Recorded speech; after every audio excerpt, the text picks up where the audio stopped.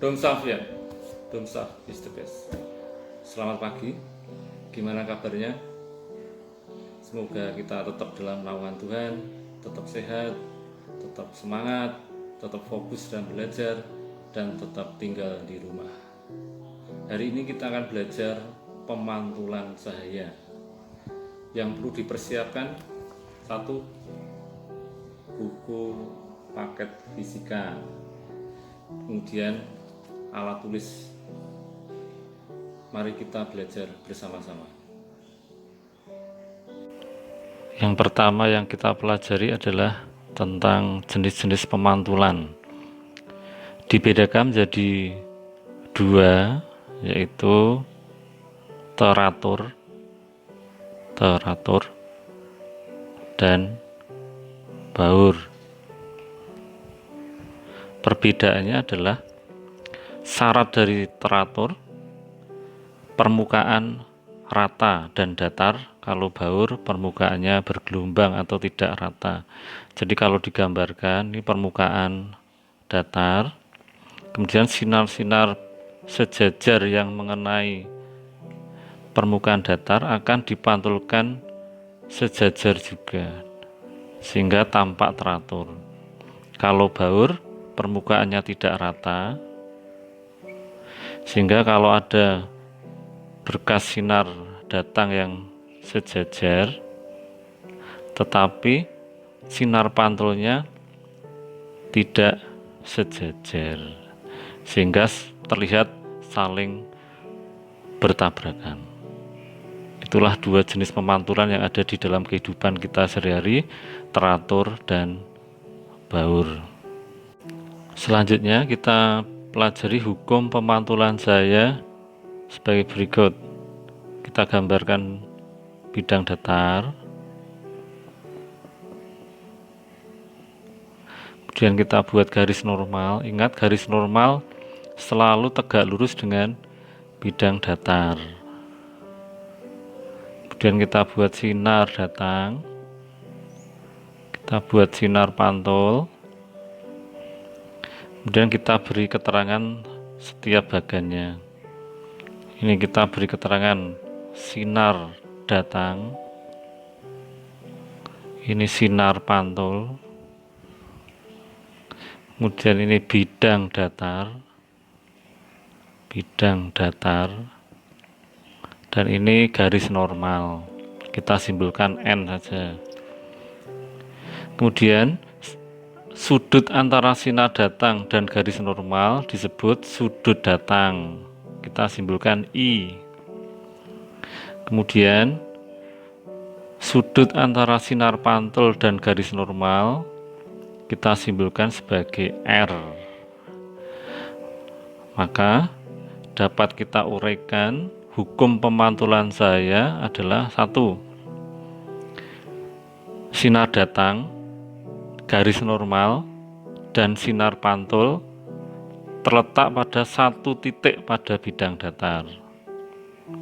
Yang kedua adalah sudut datang sama dengan sudut pantulnya. Itu dua bunyi hukum dari pemantulan cahaya. Selanjutnya kita akan belajar penerapan pemantulan pada 3 cermin.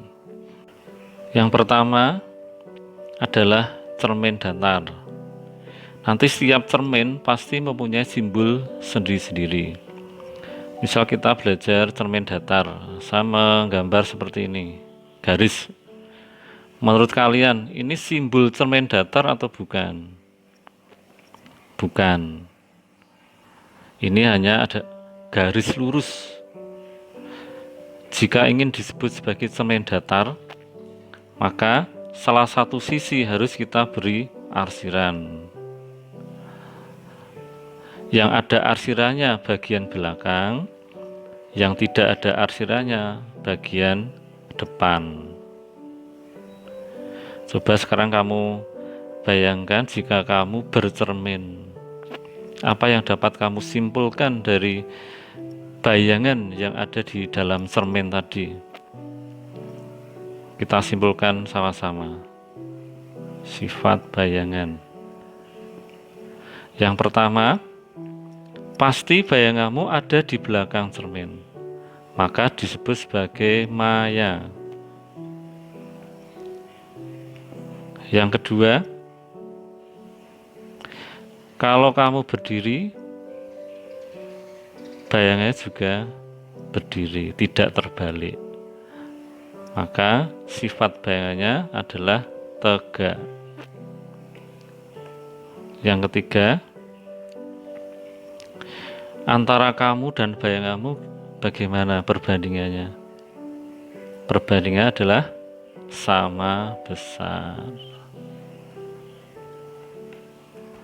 Inilah 3 sifat bayangan utama dari suatu cermin datar.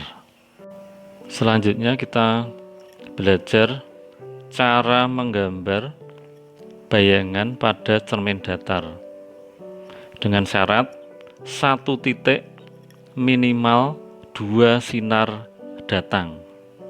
Contohnya, kita simpulkan cermin datar dulu dan kita gambar suatu titik di sini.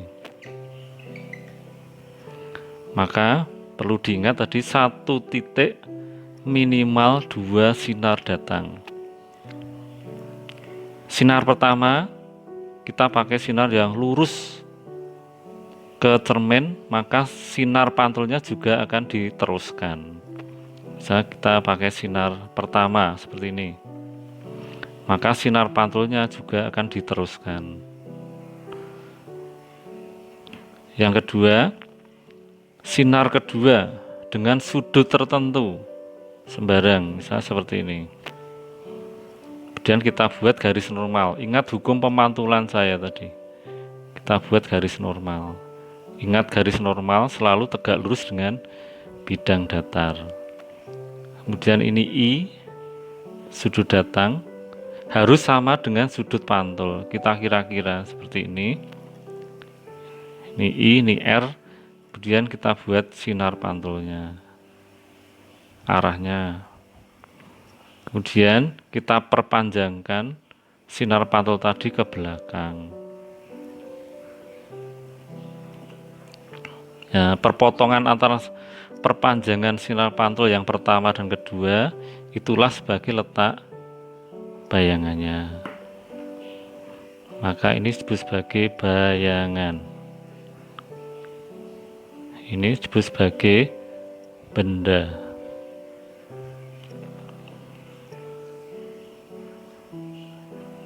Contoh yang kedua, kita memakai 2 titik. 2 titik. Kita buat cermin datar dulu. Kemudian kita buat tinggi suatu benda. Maka dari gambar ini dapat kita buat 2 titik atas dan bawah. Terus langkahnya seperti yang gambar yang pertama tadi. Setiap titik minimal 2 sinar datang. Berarti ini ada 2 titik. Maka ada berapa sinar datang? Yaitu 4. Yang pertama ada 2, kemudian yang bawah juga ada 2. Kita coba. Titik pertama, kita buat sinar pertama. Tadi sinar pertama selalu lurus saja. Kita teruskan ke sini. Kemudian sinar kedua dengan sudut tertentu. Dan kita buat garis normal. Kita ukur I. Harus sama, misalnya ini 20, sini juga harus 20. Ini R berarti. Kita buat sinar pantulnya. Kita perpanjangkan sinar pantulnya ke belakang. Perpotongan pertama ketemu di sini. Yang kedua, titik kedua sama. Sinar pertama kita buat lurus, maka sinar juga akan diteruskan. Terus sinar kedua kita buat dengan sudut tertentu. Sinar datang dengan sudut tertentu, kemudian kita buat garis normal. Ingat ini I, berarti ini R. Misalnya ini 20, ini juga 20, ini merupakan sinar pantulnya. Kemudian sinar pantulnya kita perpanjangkan ke belakang. Nah, seperti ini.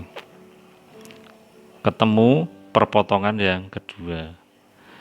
Kemudian dari hasil perpotongan tadi kita satukan dengan suatu garis putus-putus, karena itu simbol maya itu putus-putus. Nah, kemudian dapat kita semua, inilah bayangannya, ini bendanya tadi sama besar, maya dan tegak. Ini juga anak panah itu menyimbolkan, kalau ini berdiri ke atas, ini juga ke atas. Itu cara menggambar di cermin datar. Misalkan sekarang kita ambil contoh suatu benda tertentu yang kita hadapkan pada suatu cermin datar. Misal seperti gambar ini, maka kira-kira menurut kamu sifat bayangan yang betul yang mana? Yang A atau B?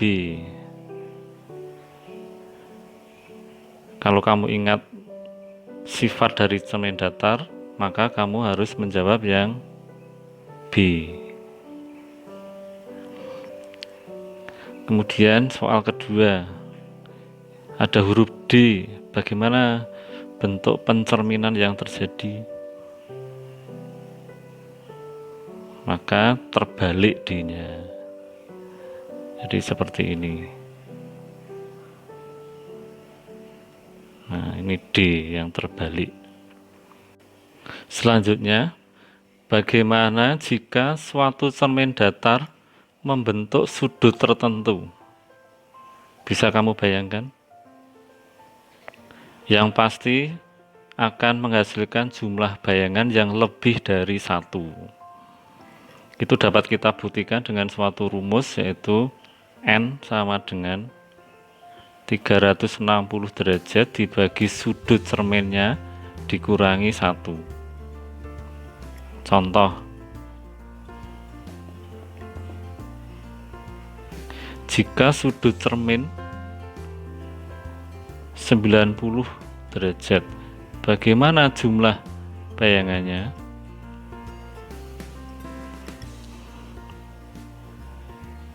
Oke, kita buktikan. N sama dengan 360 dibagi 90 dikurangi 1, sehingga ketemu 4 dikurangi 1, ketemu 3 bayangan. Bisa kamu perhatikan, jika sudutnya 45, jika sudutnya 60, silahkan dicoba sendiri. Setelah mempelajari cermin datar, kita sekarang belajar cermin cekung. Misalnya ada suatu garis seperti ini, garis lengkung. Ini belum disebut sebagai simbol cermin cekung. Ini hanya sebagai garis lengkung. Supaya bisa disebut sebagai cermin cekung, maka bagian mana yang harus diarsir? Oke, berarti bagian yang cembungnya yang harus diarsir. Kemudian sini bagian tadi apa? Belakang yang ada arsirannya, yang tidak ada arsirannya berarti bagian depan. Oke, kita pelajari bagian-bagian cermin cekung. Saya buat sumbu utama. Kemudian kita bagi-bagi. Ini merupakan O, titik pusat cermin. Kemudian sini fokus F. Kemudian jaraknya sama OF, dan misalnya ini adalah titik R misalnya gitu. harus sama, OF dan FR itu harus sama. Ini bisa kamu simpulkan M, P, atau R, terserah ya. Yang jelas ini harus simbolnya F, huruf besar, karena artinya fokus. Kemudian dari bagan cermin cekung ini dapat kita uraikan menjadi ruang-ruang pada cermin cekung. OF disebut sebagai ruang pertama, FR disebut sebagai ruang kedua, kemudian R selebihnya disebut sebagai ruang ketiga, kemudian yang bagian belakang cermin disebut sebagai ruang 4. Menurut kamu, di mana benda bisa diletakkan? Oke, benda bisa diletakkan ada di ruang 1, 2, dan 3. Bisa enggak benda diletakkan di ruang 4? Tidak bisa, karena ruang 4 itu letaknya bayangan di dalam cermin. Tidak mungkin benda kok di dalam cermin, tidak mungkin ya. Maka benda bisa berada di ruang 1, 2, dan 3. Setelah mengenal bagian-bagian cermin cekung, kita belajar 3 sinar istimewa pada cermin cekung. Sebelumnya kamu ingat dulu ruang 1, ruang 2, ruang 3, dan ruang 4. Untuk menggambar cermin cekung supaya bagus, kamu bisa menggunakan jangka atau koin 500-an itu. Oke, kita belajar 3 sinar istimewa pada cermin cekung. Sinar pertama.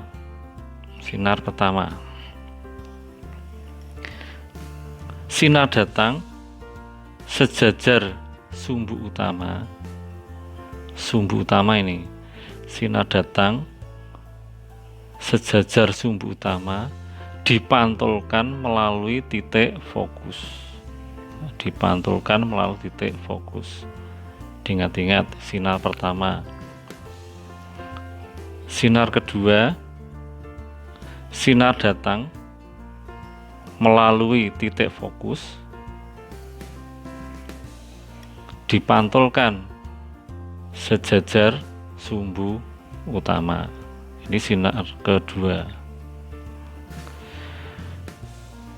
Sinar ketiga, sinar datang melalui titik pusat kelengkungan cermin dipantulkan melalui titik tersebut. Ini sinar yang ketiga. Seperti ini, 3 sinar istimewa pada cermin cekung. Setiap cermin dan nanti lensa juga akan mempunyai 3 sinar istimewa. Jadi kamu harus hafal, dimulai dari cermin cekung dulu. Untuk menggambar supaya mudah, gunakan 2 sinar saja. Cara menggambarnya, gunakan sinar 1 dan sinar 3.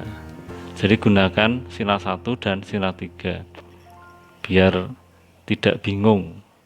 Kamu menggunakan 3-3-nya tidak apa-apa, tapi supaya sederhana gunakan 1 dan 3 sehingga nanti kita akan mendapatkan suatu bayangan jika benda diletakkan pada ruang 1, 2, atau 3. Pasti akan menghasilkan sifat bayangan yang berbeda-beda. Oke, kita terapkan jika benda di ruang 3. Berarti letaknya di mana bendanya? Ya, berarti bendanya ada di sini. Misalnya dengan tinggi tertentu. Kemudian bagaimana sifat bayangan yang terjadi? Maka kamu harus menggunakan sinar 1 dan 3. 1 dan 3 diterapkan pada gambar ini. Sebelumnya kamu harus bisa menggambar, tadi harus ingat ini gunakan jangka atau koin tadi untuk arsirannya, dibuat arsiran supaya lengkungannya bagus. Kemudian antara OF dan FR ini harus sama jaraknya. Ingat-ingat, OF dan FR harus sama. Misalnya ini 2 cm, ini juga harus 2 cm. Ingat-ingat. Oke, kita terapkan sinar pertama. Semua sinar datang harus selalu mengenai tinggi benda. Kalau dalam menggambar, sinar datang harus selalu mengenai tinggi benda. Kita gunakan sinar pertama ya. Sinar pertama tadi ini. Terus sinar ketiga yang ini. Tinggal di copy, kita paskan di sini. Berarti sinar pertama ini. Sejajar sumbu utama. Dipantulkan melalui titik fokus. Ini sinar pertama. Kemudian sinar ketiga. Ambil sinar ketiga yang tadi kita masukkan ke dalam soal ini. Ingat, sinar datang mengenai tinggi benda. Berarti sinar ketiga kan ini. Dari sini tinggi benda mengenai titik pusat kelengkungan diteruskan.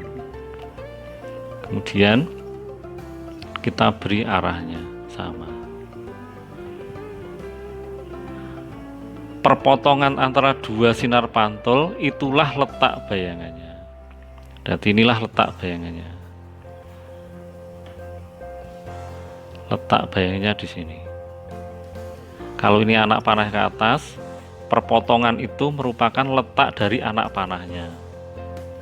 Ini ke atas, berarti ini ke bawah. Ini disebut sebagai bendanya, berarti ini disebut sebagai bayangannya. Bayangan.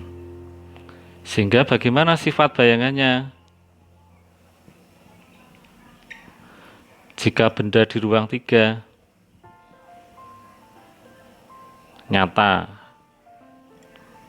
karena di depan cermin itu nyata. Kemudian kedua, antara benda dan bayangan gimana anak panahnya? Oh, terbalik.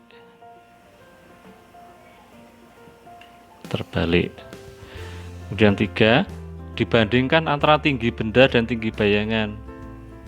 Gimana bayangannya? Oh, berarti diperkecil. Kalau ditanyakan ruangannya, ruangan bayangan ada di mana? Di ruang 2. Jadi dapat kita simpulkan, jika benda di ruang 3, maka sifat bayangannya nyata, terbalik, diperkecil, dan di ruang 2. Soal kedua, jika benda di ruang 2, gimana kira-kira sifat bayangannya? Di mana ini letaknya benda di ruang 2? Berarti di antara R dan F. Di sini. Ini benda. Kemudian kita terapkan sinar 1 dan sinar 3. Ingat tadi, setiap sinar datang selalu mengenai tinggi benda. Berarti sinar datang mengenai tinggi benda, sinar pertama ini. Kemudian dipantulkan melalui F di sini. Ini berarti sinar pertama. Kemudian sinar ketiga. Sinar ketiga mengenai tinggi benda. Karena bendanya di sini.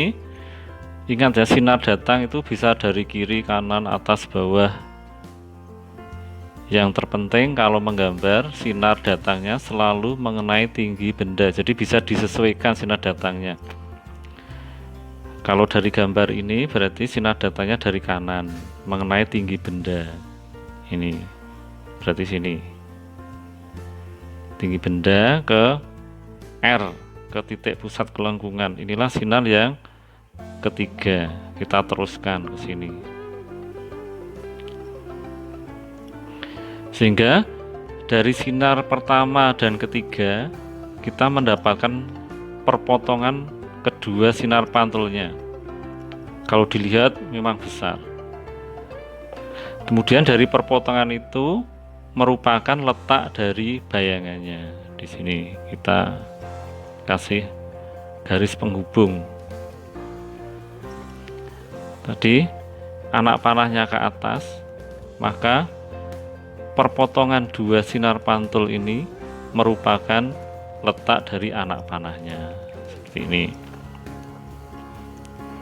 Dapat kita simpulkan, sifat bayangan jika benda di ruang 2 adalah letaknya tetap di depan cermin, maka sifat pertama adalah nyata. Yang kedua, dibandingkan antara bayangan dan bendanya. Ini bayangannya, ini benda. Anak panahnya, benda ke atas, bayangan ke bawah, maka disimpulkan terbalik.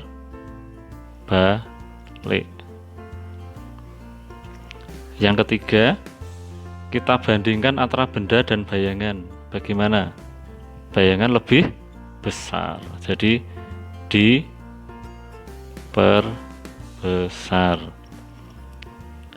Dilihat dari letak bayangannya, bayangan ada di ruang 3 karena berada lebih dari R. Sekarang untuk latihan tambahan, sekarang gambar sendiri. Jika benda di F, terus jika benda di R, terus jika benda di ruang 1, bagaimana? Silahkan digambar sendiri, terapkan sinar 1 dan 3. Selanjutnya kita membahas tentang cermin cembung. Kira-kira dari garis lengkung ini, supaya bisa disebut sebagai cermin cembung, maka yang diarsir adalah bagian yang cekung ya. Jadi ini yang diarsir. Sehingga kita mendapatkan yang di bagian arsir berarti belakang, yang tidak diarsir adalah yang depan. Kemudian kita harus mengenal juga bagian-bagian dari cermin cembung. Kita buat sama dengan yang cermin cekung tadi. Kita buat sumbu utama, kemudian kita bagi sesuai ketentuannya seperti tadi. Ini O, ini F. Ingat OF sama dengan FR nya. Kalau kita menggambar tadi, ingat seperti cermin cekung, OF harus sama dengan FR. Kemudian kita bagi lagi menjadi ruangan-ruangan. Ini ruang 1, ruang 2, ruang 3, dan sini ruang 4. Pertanyaannya adalah, di mana perbedaan antara cermin cekung dan cermin cembung? Dilihat dari letak benda saja. Kalau cermin cekung, benda bisa diletakkan di ruang 1, 2, dan 3. Karena cermin cekung, ruang 1, 2, 3 adalah di depan. Kalau cermin cembung, benda hanya bisa diletakkan di ruang 4. Karena ruang 4 merupakan bagian depan dari cermin cembung. Ruang 1, 2, 3 letaknya di belakang cermin.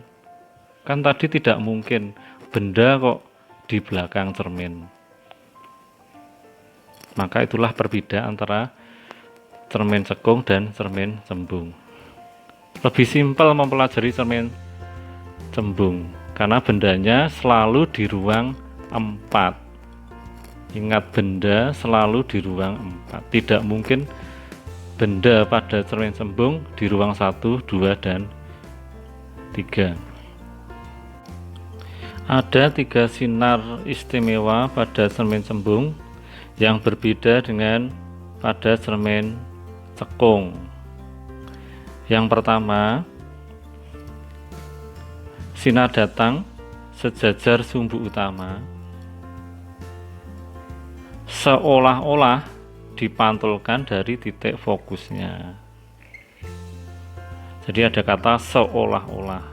Ini sinar pertama.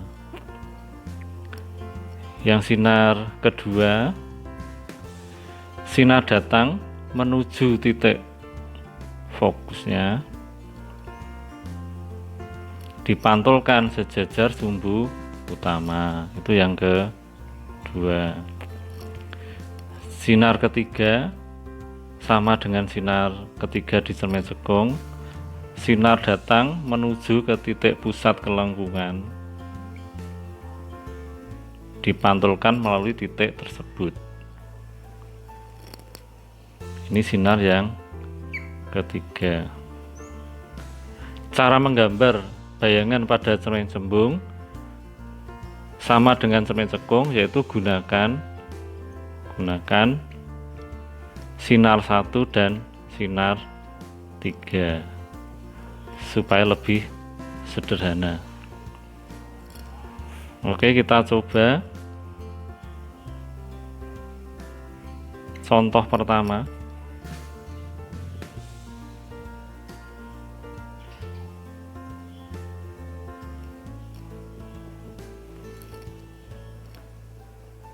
Karena pada cermin cembung letak benda selalu di ruang 4, misalnya benda saya letakkan sekitar sini, depan sini, agak dekat dengan cerminnya.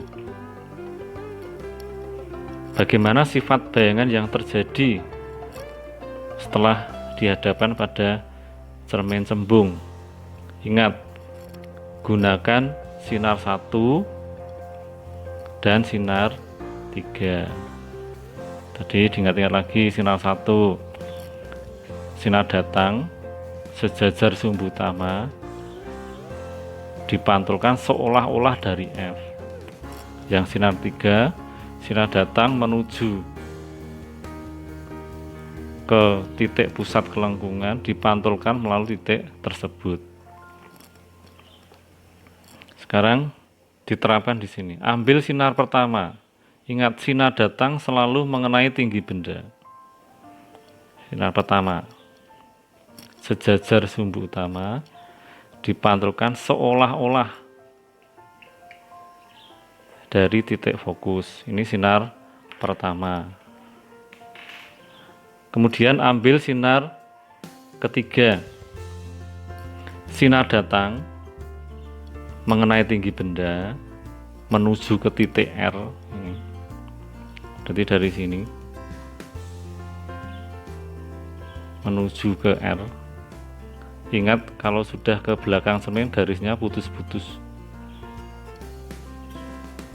Kemudian perpotongan antara kedua sinar pantul yang ada di belakang cermin, itulah letak dari bayangannya. Ini berarti letak bayangannya. Anak panahnya ke atas, perpotongannya merupakan letak dari anak panahnya juga. Berarti ini bendanya, ini adalah bayangannya. Sehingga sifat bayangan yang terjadi dapat kita simpulkan di belakang cermin. Berarti apa tadi? Seperti cermin datar tadi, di belakang cermin. Oh, berarti sifat bayangan maya. Dibandingkan dengan bendanya, ini ke atas bendanya, bayangan juga anak panah ke atas, berarti tegak.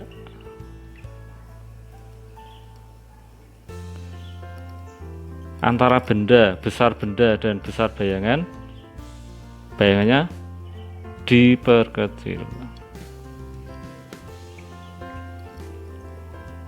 Sehingga kita mendapatkan suatu sifat bayangan, maya, tegak, diperkecil. Sekarang kita bandingkan dengan soal yang kedua.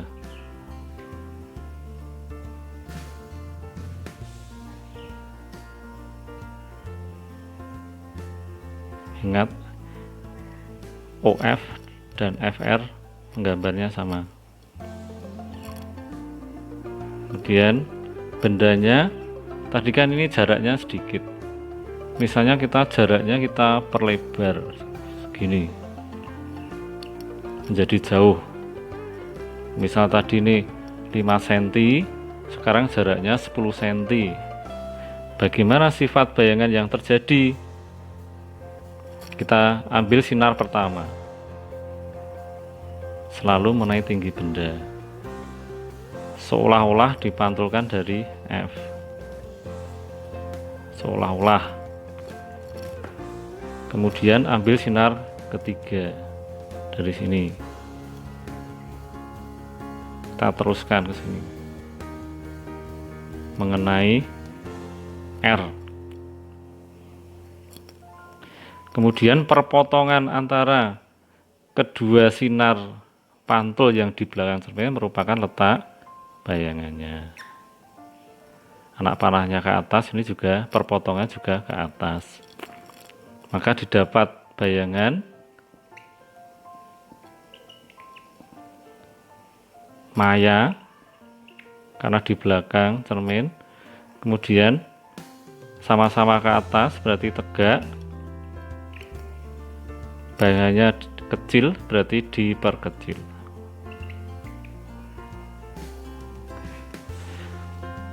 Antara soal pertama dan soal kedua, walau bendanya dijauhkan, tapi tetap menghasilkan bayangan yang sama. Maya, tegak, diperkecil. Maya, tegak, diperkecil.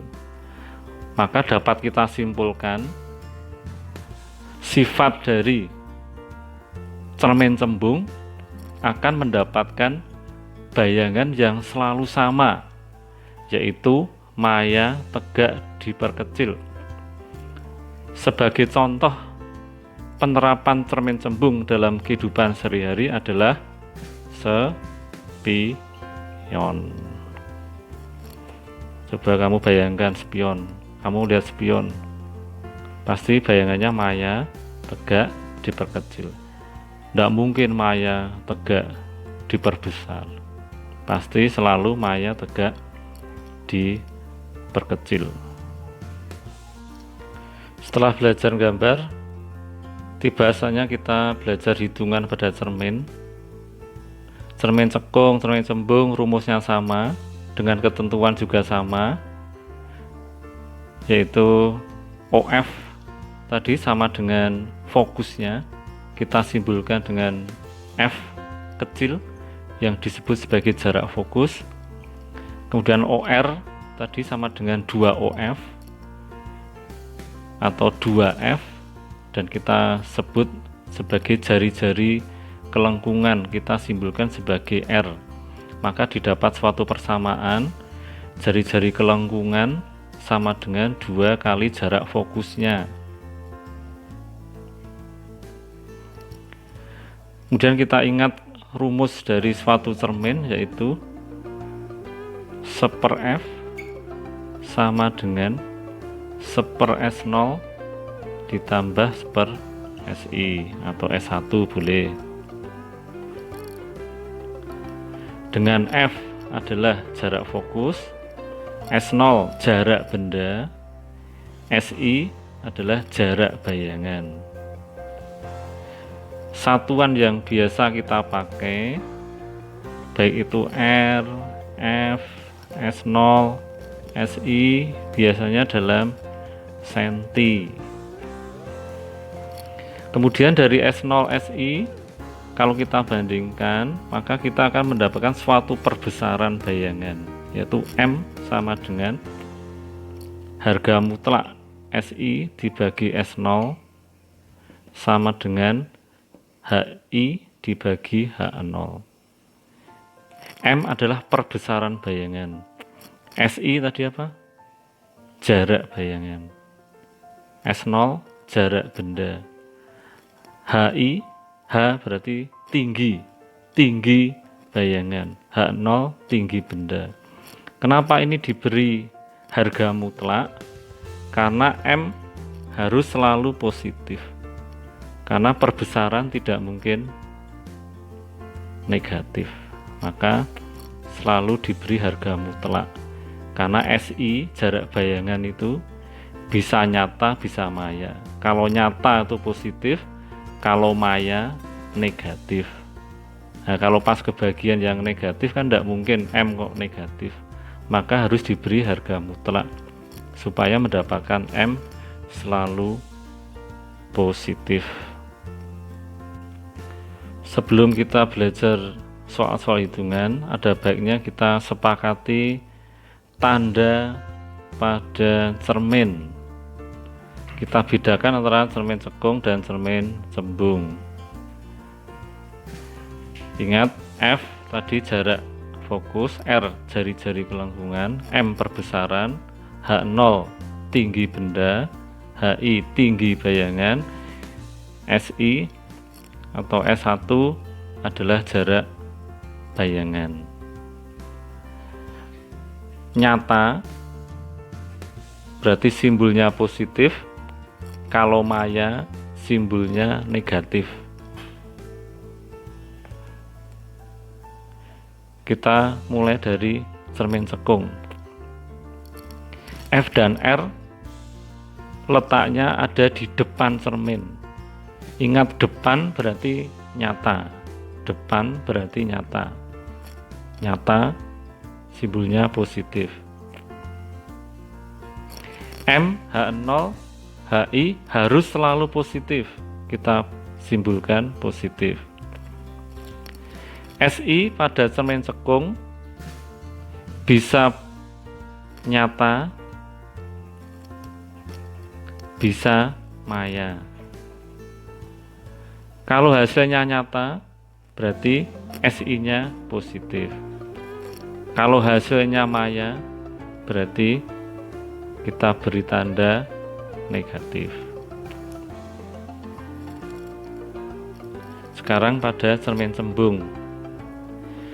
Cermin cembung, F dan R letaknya ada di belakang cermin. Ingat, di belakang cermin berarti F dan R-nya maya. Maya artinya negatif. MH0HI selalu positif. SI jarak bayangan pada cermin cembung tadi selalu tetap, yaitu maya tegak diperkecil sehingga SI-nya selalu maya, artinya selalu negatif. Ingat ya, nyata berarti positif, kalau maya artinya negatif. Nyata itu di depan, kalau maya artinya di belakang. Ya, ini pada cermin, karena nanti berbeda dengan lensa. Itu yang harus kamu kuasai dulu. Kita ulangi, kalau cermin cekung FR positif, MH0HI selalu positif, S1 bisa nyata bisa maya tergantung soalnya. Kalau nyata positif, kalau maya negatif. Kalau cermin cembung karena sifatnya tidak tergantung pada letak benda, maka sifatnya selalu sama. FR negatif, MH0HI positif, maya selalu negatif. Ingat-ingat kalau kita ketemu soal itu cermin cekung atau cermin cembung. Kalau cermin cekung berarti gunakan tanda-tanda yang ada di sini. Kalau soalnya nanti cermin cembung, gunakan tanda yang ada di cermin cembung. Contoh pertama, sebuah benda tingginya 4 cm terletak pada jarak 15 cm di depan cermin cekung. Jika fokus cermin 10 cm, tentukan jarak bayangan, perbesaran bayangan, C. Tinggi bayangan. Kita garis bawahi, ini adalah cermin cekung. Maka kita harus melihat tanda pada cermin cekung. Berarti F selalu positif. Nanti kalau dicari M, H0, HI selalu positif. Kemudian nanti kalau ketemu jarak bayangannya nyata, berarti positif. Maya negatif. Oke, kita analisis soal ini. Berarti diketahui H0 4 cm, kemudian S0 15 cm,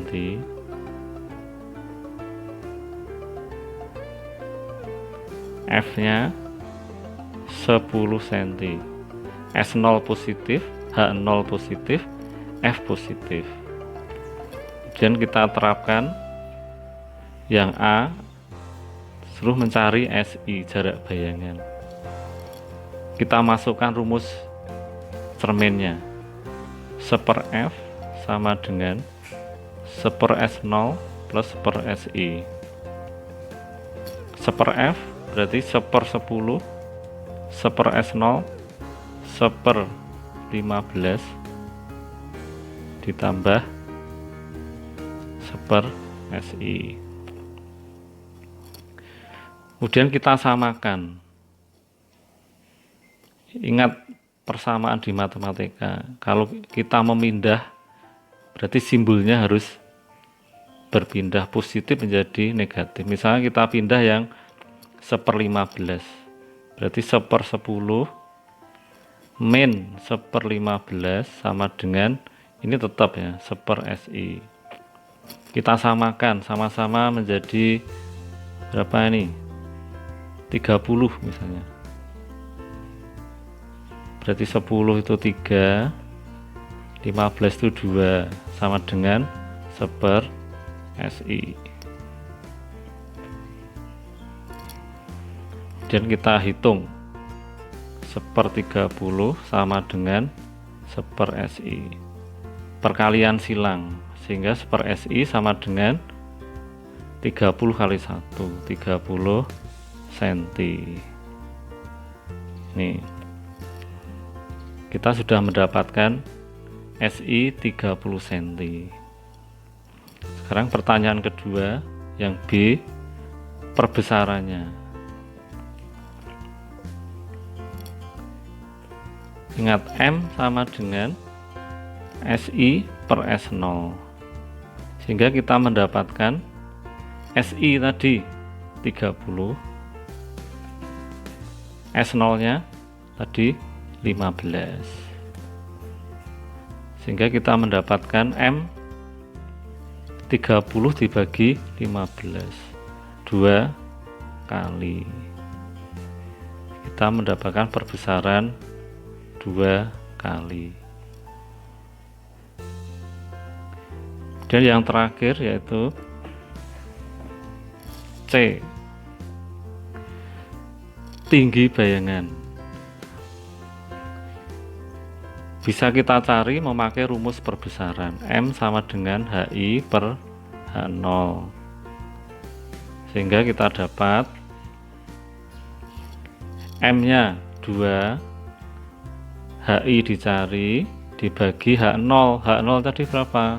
4 cm, berarti 4, sehingga ketemu HI sama dengan 4 kali 2, 8 cm. Itu.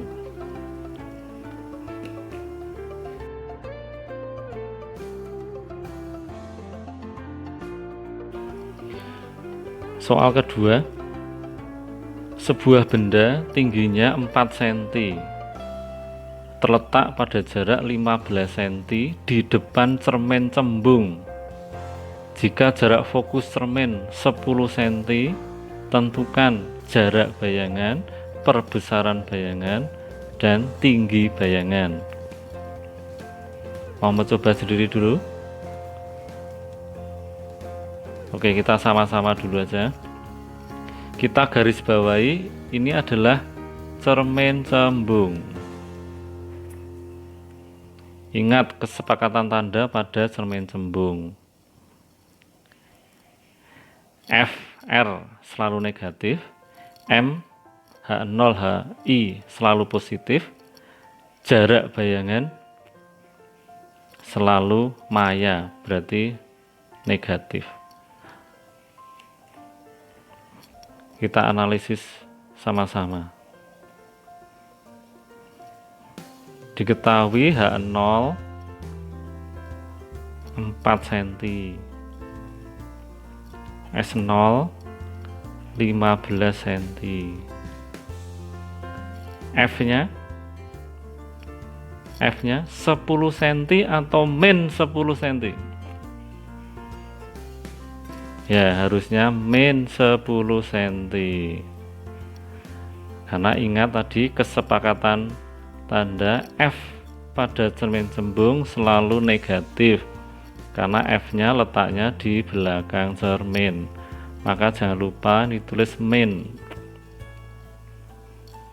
Sehingga kita kalau masukkan ke dalam rumus, rumusnya kita tulis rumusnya dulu. 1/F sama dengan 1/S0 plus 1/SI. Kita masukkan, berarti min 1/10 karena itu min sama dengan 1/15 ditambah 1/SI. Kemudian kita keluarkan yang 1/15 nya, berarti min 1/10 min 1/15, karena ini plus keluar dipindah maka menjadi min sama dengan 1/SI. Terus kita samakan, ini 30, ini berarti min 3, ini min 2 sama dengan 1/SI. Kita mendapatkan min 5/30 sama dengan 1/SI, sehingga SI sama dengan dibalik 30 dibagi min 5, sehingga kita mendapatkan min 6 cm. Artinya maya. Min itu artinya maya, berarti sesuai dengan teori yang ada tadi, SI pada cermin cembung selalu min. Kemudian kita bahas yang B, perbesarannya.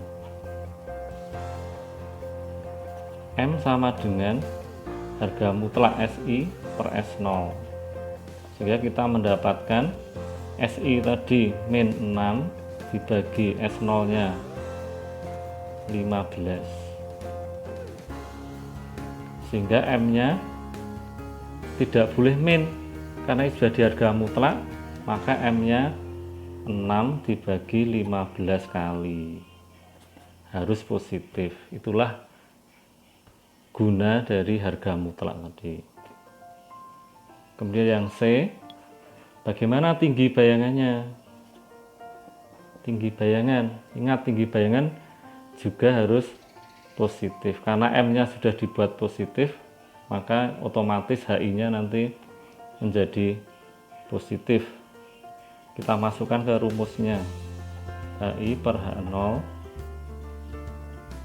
6/15 sama dengan HI per 4 perkalian silang 15 HI sama dengan 4 kali 6 24, sehingga HI sama dengan 24/15 cm. Itulah perbedaan hitungan antara cermin cekung dan cermin cembung. Selalu ingat tentang kesepakatan tanda pada cermin, karena inilah kunci dari kalau kita mengerjakan soal-soal hitungan.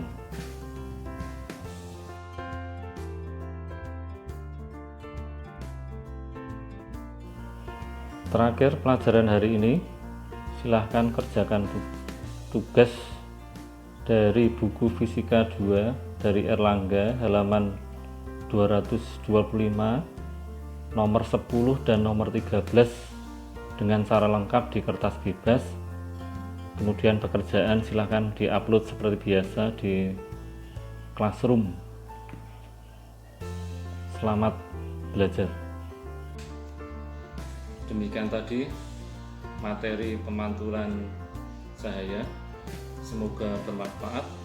Tetap semangat dan fokus belajar. Sampai ketemu sesi selanjutnya.